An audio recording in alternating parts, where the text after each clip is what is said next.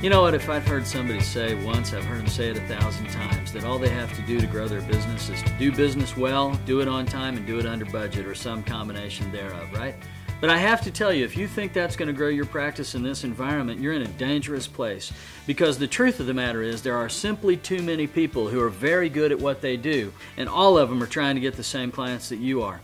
Your competence, I hate to say it and I don't mean to offend, will not get you hired anymore. You see, the great challenge is that in this day and age, there are simply too many good practitioners out there for us to rely on the idea that we somehow are better than someone else, and that's somehow going to get us where we want to go. It's not. So if that's the case, what happens? I mean, what do we have to fall back on? What are we going to do if simply being good at what I do isn't enough?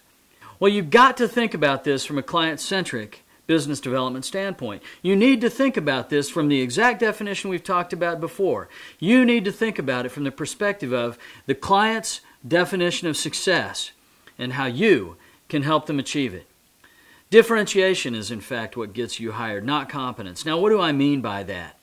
What I mean is how you can separate yourself from the field, how you can be different than, not weird, just different than the other guy down the street who also is trying to be hired by that very client. How do you make yourself different? Well, there are a few things. Number one,